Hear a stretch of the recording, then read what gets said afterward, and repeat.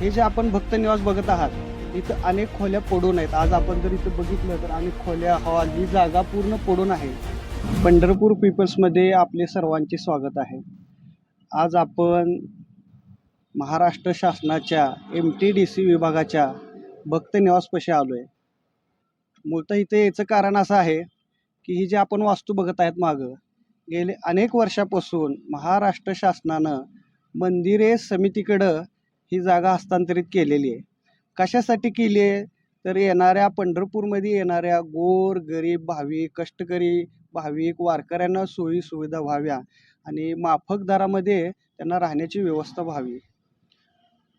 महाराष्ट्र शासनाने 1973 साली कायदा केला व मंदिर समिती हे अस्तित्वात त्यावेळेसपासून आलेले.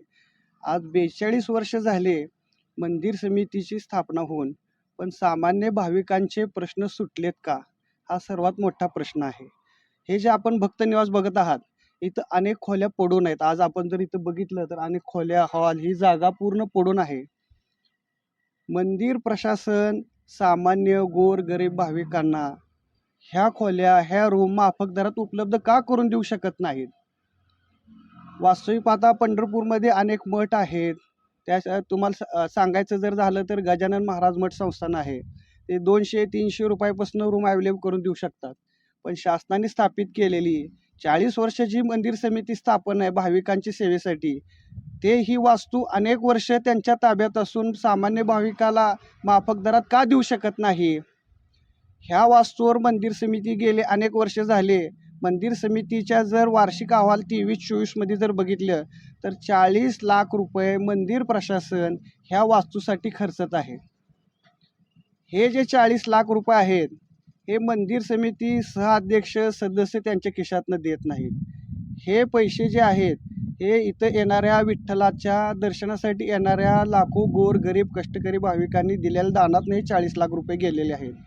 फक्त इच्छाशक्तीच्या अभावी ही जी मंदिर समिती गेले 10 वर्षापासून आहे, ते साधा एक ठराव करू शकत नाही आहेत की ही जी वास्तू आहे ही सामान्य भाविकांसाठी उघडी करावी आणि माफक दरामध्ये भाविकांनी तर राहण्याची व्यवस्था करावी.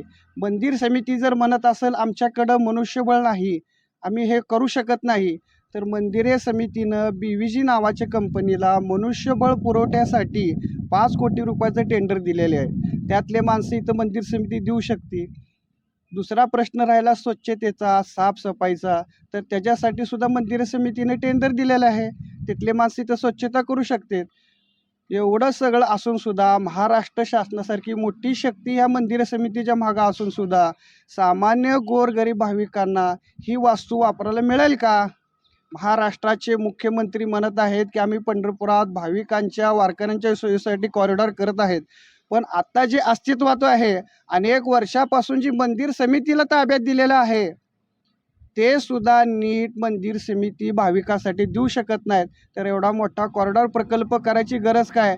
असे स्थानिक आणि वारकरी आता भाविक भक्त हे महाराष्ट्र शासनाला व स्थानिक मंदिर समितीला प्रश्न विचारल्याशिवाय राहणार.